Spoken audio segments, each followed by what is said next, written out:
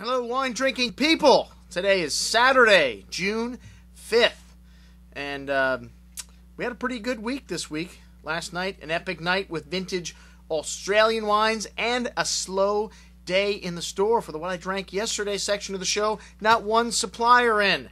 And that goes to fit with the rest of this week, man. It has been a really oddly slow week, a holiday weekend last weekend, so I'm going to give everyone the benefit of the doubt. Maybe they'll be back to work next week. I don't know. But we did have a few of the boys stop by. Uncle Ray's back in town. So they had a little welcome party here for him at the store. And thank you very much, Ray, for bringing the 2001 Leeuwin Estate Chardonnay from Western Australia.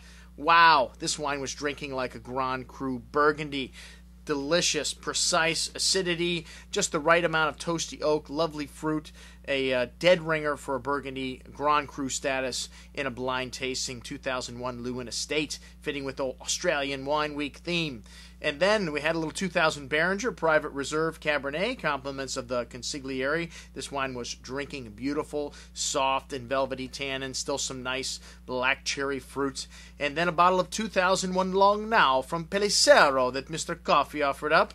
And this was one of the places he visited on his Piedmont excursion. Very hard to find, we understand. The Long Now is a blend of Barbera and Nebbiolo, 2001, a great vintage. One of the many gems that we have in the Piedmont section, now approaching 10 years old, starting to drink very nicely. Okay, well, we got a little bit of a warm up there for the vintage Aussie tasting in the store, and this is what we did last night. Wow, I think I did take the bottle of McGill Estate home, and then everything else is pretty much up here. You can see the dead soldiers on the tables with a crowd favorite, the Roenfeld Road last night, 1999.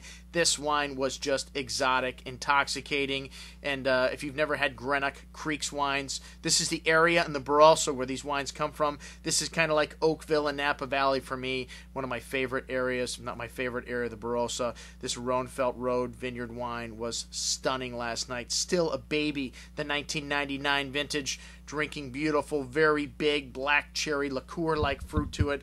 Great freshness, lovely plummy, jammy fruit, silky smooth tannins, and again, great freshness on the finish. This wine's got at least another 10-15 years. The number 2 wine for me was the Torbeck Run Rig 97. Not a great vintage from South Australia, this wine from the Barossa, but a fantastic wine, and smooth, soft. I don't know how much longer you want to keep these 97s. The 97 Summerfield Reserve Cab, which wasn't on the lineup, thank you very much, David Sloan, for bringing that, was a little bit past its prime, as many of the lesser 97s are today. Then the wine of the night, the surprise of the night, was the wine from Heathcote, the George's Paddock. Wow, this wine was a real stunner. A lot of black kind of espresso spice to the wine, dark plum, still very rich fruit, and the wine had wonderful concentration and depth, a really long finish, really exotic spice to this wine. Beautiful, and we still have a few bottles in the store. That's right, that Australian section over there, several of these wines that we have a few bottles still kicking around, and there was not a dog in the bunch. Last night we had 11 great wines. Actually, the off-the-leash white to start out was pretty good too. All right, well, that's what I drank yesterday, wrapping it up for another epic week here at the Wine Watch. I'm your host, Andrew Lampasone, signing off, saying remember, always drink the good stuff first.